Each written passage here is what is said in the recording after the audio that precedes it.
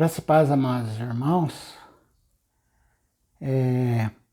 Eu senti do Senhor assim de conversar aqui entre nós sobre algumas coisas que o Senhor nos alertou concernente à vinda dele.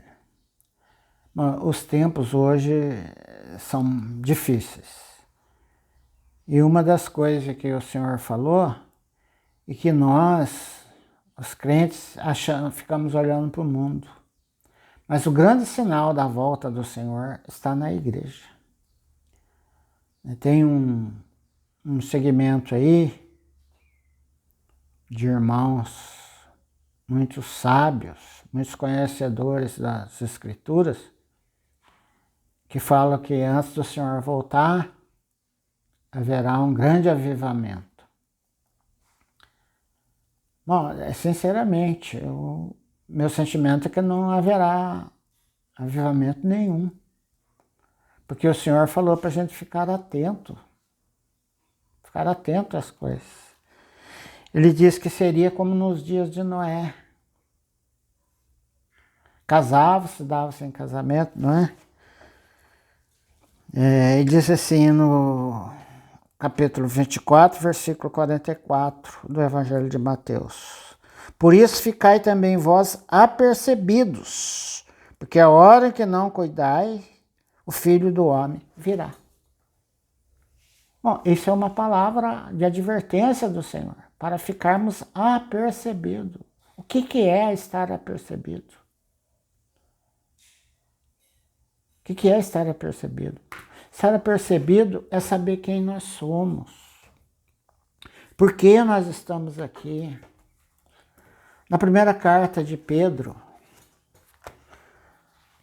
no capítulo 2, no versículo 9, Pedro diz assim: vós, porém, sois raça eleita, sacerdócio real e nação santa, povo de propriedade exclusiva de Deus, a fim de proclamardes as virtudes daquele que vos chamou das trevas para a sua maravilhosa luz. Então nós somos chamados para proclamar as virtudes do Senhor. E no próximo versículo diz assim: vós sim, que antes não eras povo, mas agora sois povo de Deus, que não tinhas alcançado misericórdia, mas agora alcançaste misericórdia.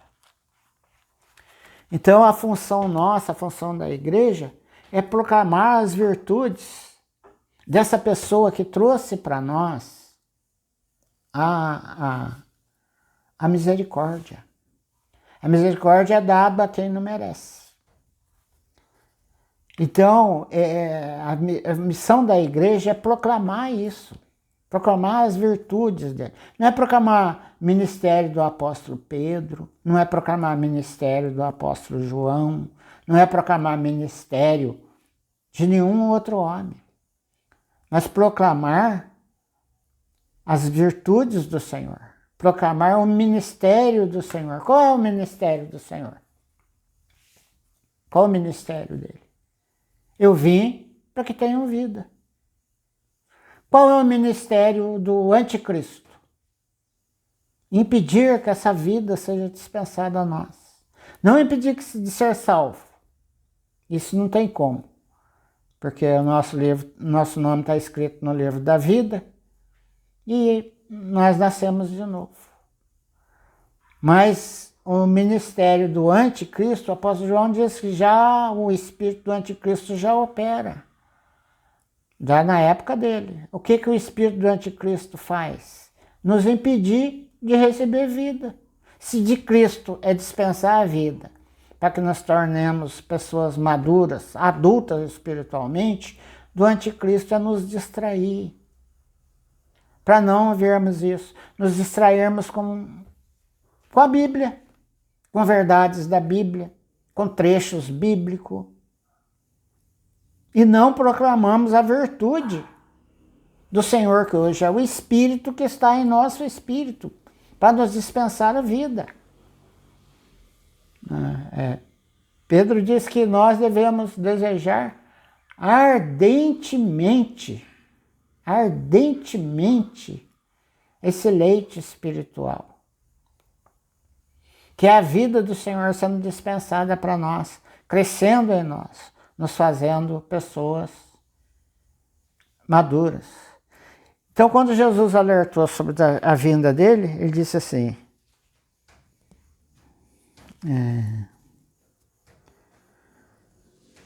ele disse assim, ó, na parábola da figueira, a partir do versículo 36. Mas a respeito daquele dia e hora ninguém sabe, nem os anjos do céu, nem o Filho, senão o Pai. Pois assim como foi nos dias de Noé, também será na vinda do Filho do Homem. Porque assim como nos dias anteriores ao dilúvio, comiam, bebiam, casavam-se e davam-se em casamento, até o dia que Noé entrou na arca. E não o perceberam, senão quando veio o dilúvio e os levou a todos. Assim será também na vinda do Filho do Homem.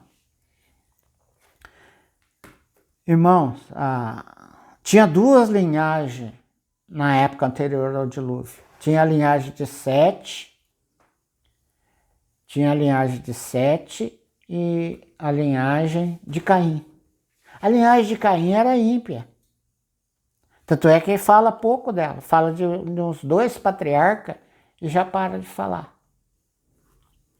Mas a linhagem de Abel vai falando de todos os patriarcas até que chega em Noé. Então, subentende-se que a linhagem de Abel, a linhagem de Sete, praticava aquilo que aprenderam com os pais, que é o sacrifício de um cordeiro pelo pecado. A linhagem ímpia vivia aqui no mundo, fazia o que queriam, erravam, pecavam, faziam o que eles quisessem. Mas a linhagem de Sete, não. O Senhor não está falando que eles estavam pecando, falando que eles casavam, davam-se em casamento. Comia, bebia, casava, dava-se em casamento, até o dia que Noé entrou na arca. Então, ele prossegue, né? 2 estarão no campo, um será tomado e deixado o outro. 2 estarão trabalhando no moinho, um será tomado e deixado o outro. Portanto, vigiai, porque não sabeis a que hora vem o Senhor. O Senhor não está falando de pecado, mas sim de estar desapercebido, estar distraído, e não saber quem nós somos. Por que o Senhor nos salvou? Por que o Senhor nos colocou na igreja? Não, o termo cristão, ele não retrata muito bem aquilo que o Senhor está fazendo em nós. Nós estamos sendo cristoficados. Nós somos cristoficados. Nós temos a vida de Cristo vivendo em nós. Não, Paulo diz, né, em Gálatas 2:20, não mais vivo eu, mas Cristo vive em mim. E o viver que agora tenho, vivo na fé do Filho de Deus. Hoje o Senhor vive em nós, habita em nós.